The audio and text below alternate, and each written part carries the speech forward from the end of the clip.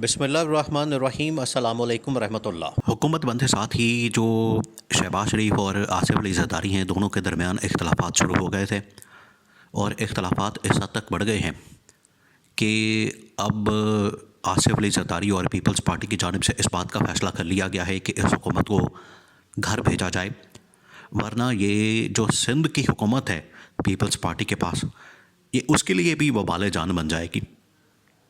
ये ना हो कि इस हुकूमत को बचाते बचाते, शहबाज हुकूमत को बचाते बचाते पीपल्स पार्टी वालों ने ये आर्गूमेंट दी है कि पीपल्स पार्टी अगर शहबाज शरीफ को बचाने चाहती है तो ये ना हो कि सिंध की गवर्नमेंट भी फारिग हो जाए। इस वजह से इस हुकूमत को घर भेजना इस वक्त इंतहाई नागज़ीर हो चुका है।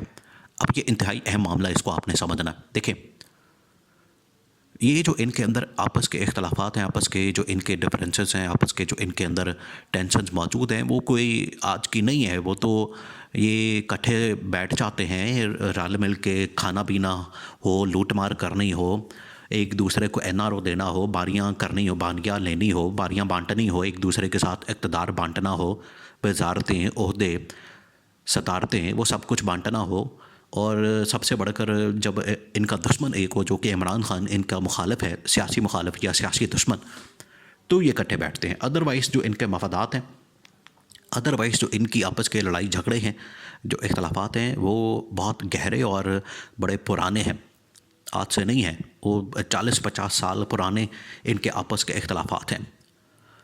ये इमरान खान ने पहले ही बता दिया था। देखें, इमरान खान की जो इनके बारे में प्रोडक्शन थी वो बिल्कुल 100% सच थी।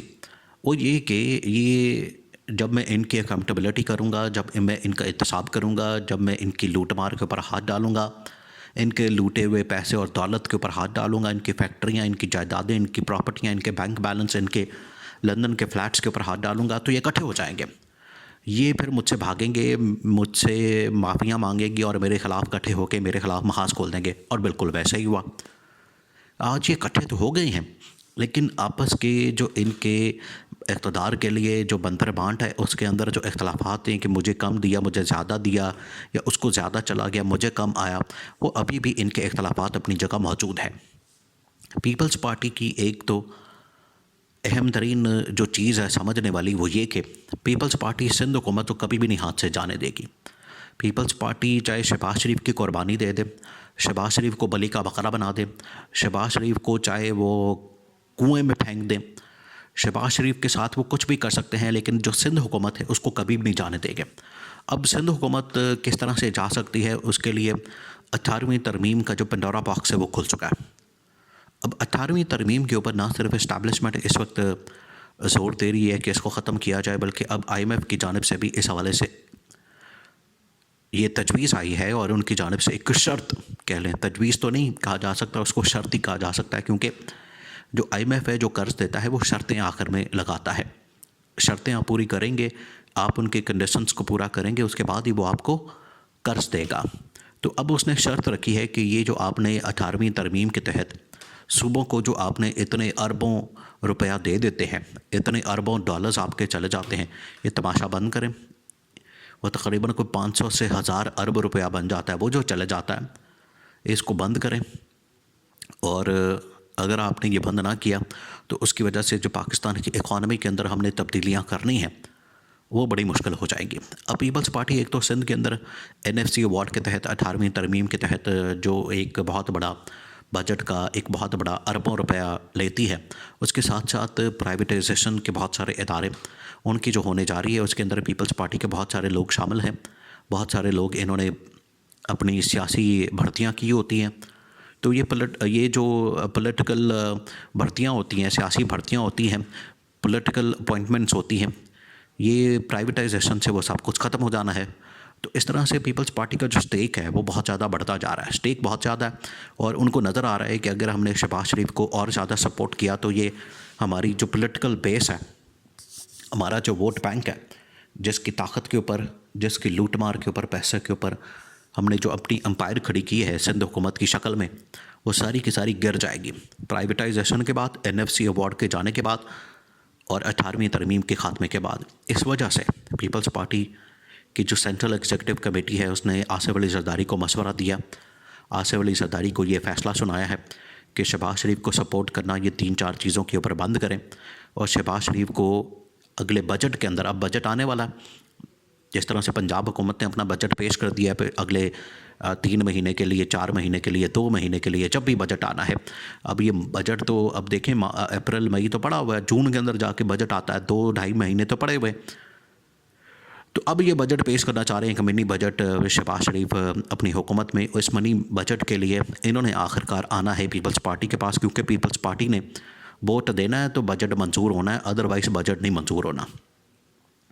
और ये मनी बिल ऐसा होता है, देखिए ये जो फाइनेंस बिल होता है जब भी कौमी असम्बली के अंदर आता है या किसी भी असम्बली के अंदर आता है, अगर वो पास ना हो, अगर उसके लिए मतलूबा आपके पास नंबर गेम ना हो, पंजाब के अंदर तो चलें भी ये जो नून लीग है उसके पास सारी नंबर गेम मौजूद है, वो तकरीबन कोई 180 प्लस है, जैसे तैसे भी इनके पास आगे नंबर, वो चाहे ये हैं तो वैसे फॉर्म 45 वाले नहीं है, ये फॉर्म 47 वाले, 47 वाले, जो फॉर्म 45 है उसके मुताबिक तो ये नहीं जीते।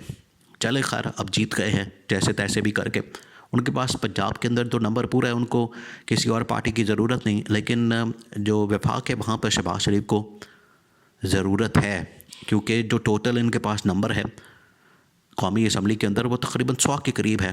और फाइनेंस बिल पास करवाने के लिए या कोई भी बिल पास करवाने के लिए आपको कम से कम 180 का नंबर चाहिए। तो बाकी जो 100 तो इनके पास है, बाकी जो 80 नंबर हैं वो पीपल्स पार्टी और बाकी जमातों को मिला के बनते हैं। तो उनके साथ इनको लेन देन, बार्गेन और गिव एंड टेक करना पड़ेगा। अब पीपल्स पार्टी ने कह दिया कि अगर ये हमारे साथ मुकमका या डील नहीं करते तो हमने फाइनेंस बिल के ऊपर वोट नहीं देना। तो फाइनेंस बिल की ये अहमियत इतनी ज़्यादा होती है कि फ़ाइनेंस बिल के ऊपर अगर आप इसको पास नहीं कर पाते तो हुकूमत फारिग हो जाती है, हुकूमत गिर जाती है। आइन और कानून के अंदर लिखा हुआ है। अब वो स्टेज आ गई है कि फ़ाइनेंस बिल के ऊपर पीपल्स पार्टी ने वोट देने से फ़ैसला कर लिया कि इनकार है, और अगर हमारी बातें नहीं मानी जाती हैं तो हमने शहबाज शरीफ की हुकूमत को भड़का देना। और उसके बाद अगर हम इमरान खान को ऑफ़र देते हैं, क्योंकि इमरान खान का स्टेक भी सूबों के अंदर है, केपी गवर्नमेंट इमरान खान के पास है, और पंजाब की गवर्नमेंट भी हम तब्दीली ले आएंगे और पंजाब भी इमरान खान को दे देंगे, केपी गवर्नमेंट भी इमरान खान के पास होगी। बलूचिस्तान के अंदर हम एक मुकमका कर लेंगे या वहाँ इस्टेब्लिशमेंट के ज़रिए से जो नून लीग की हुकूमत है उसको फारिग करके वहाँ इस्टेब्लिशमेंट के लोगों को शामिल करके हुकूमत बना लेंगे।